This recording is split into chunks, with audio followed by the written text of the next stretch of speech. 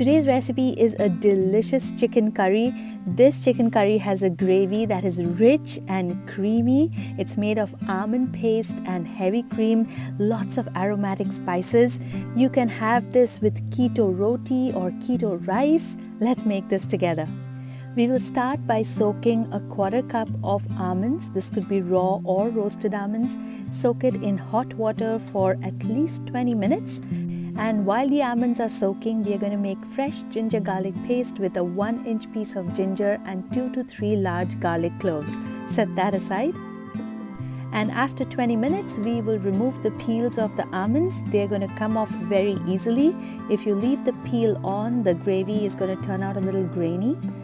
You could also use a knife to peel it, but it's actually quite easy to peel it with your nails. Next, we will pour the peeled almonds into a grinder jar along with 1 tablespoon of plain unsweetened yogurt. We want to make a fine paste of this. You may need to add 2 to 3 tablespoons of water. Don't add too much water, just add enough to make a paste. And time to marinate our chicken. This is 700 grams of chicken thighs. To this I'm adding 1 teaspoon of the fresh ginger garlic paste that we had made.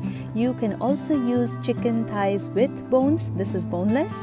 Next we're going to add 1 teaspoon of coriander powder, half a teaspoon of garam masala powder, half a teaspoon of red chilli powder, and all of the almond paste that we made.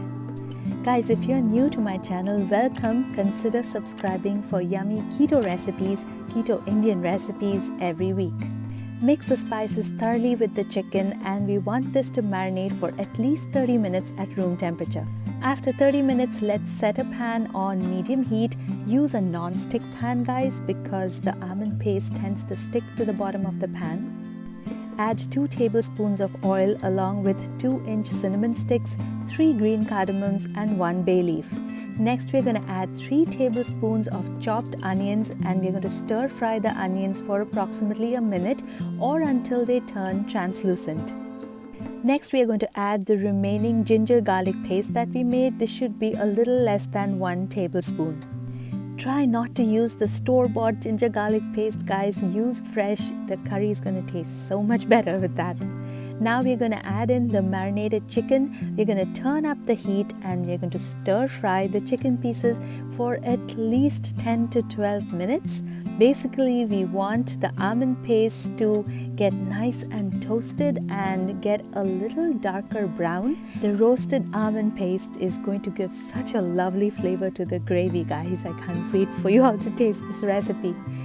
Alright, after 10 minutes of stir frying, we are going to add in a half a cup of water, and also we are going to add in salt to taste.